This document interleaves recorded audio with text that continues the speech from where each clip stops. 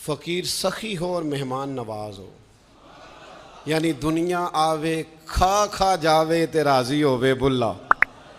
کسی آستانے پہ میں گیا ہوا تھا، ضروری نہیں کہ شاعر اونچا ہو اور پڑھنے والے کی آواز ہی بڑی اعلیٰ ہو تو پھر ہی شعر لگتا ہے۔ کبھی کبھی سادے بندے وہ شعری وزن پر شعر پورے نہیں اترتے، لیکن ان کا معافی ضمیر ٹھیک ہوتا ہے۔ ایک آستانے پہ میں کسی عرس کی تقریب میں شامل تھا تو وہاں وہ اپنے مرشد کے لیے پڑھ رہے تھے، تو چلو گل کریے اپنے سونے دی منہ ہوراں وال تر کے، وہ تو اپنی بات کر رہا تھا، ہم اپنی بات کرنے لگ گئے، ہمیں اپنے والے یاد آ گئے۔ وہ کہنے لگے سیاں دوروں دوروں آون اللہ دا ورد پکار دیاں تے میرے پیر دا لنگر جاری کئی کھا کھا شکر گزار دیاں۔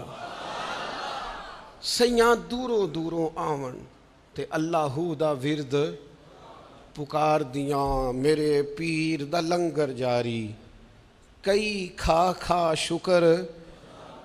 درویش سخی ہوتا ہے، مہمان نواز ہوتا ہے۔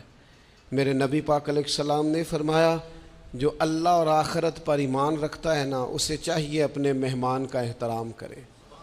جو گھر آ گیا ہے اس کی عزت کرے، جو دروازے تک آ گیا، جو آ ہی گیا اس کے لیے پھر اپنی آنکھیں بچھا دے، پلکیں بچھا دے، دل نکال کے سامنے رکھ دے۔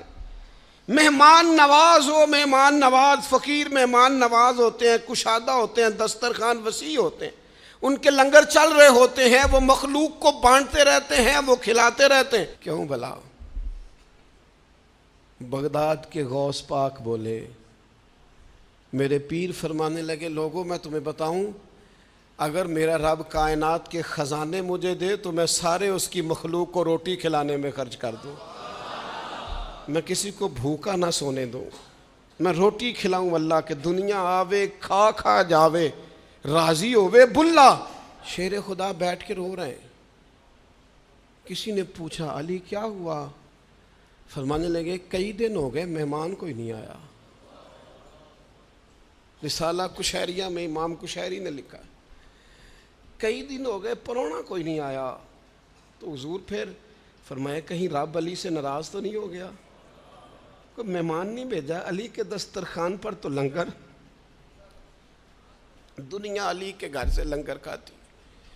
ہمارے بچے شیر خدا کے بچوں کا صدقہ پلتے ہیں۔ فرمایا کتنے دن ہو گئے پرونا ہی کوئی نہیں آیا، لہذا پریشان ہوں کہ کوئی مہمان آ جائے تو کوئی تسلی ہو جائے۔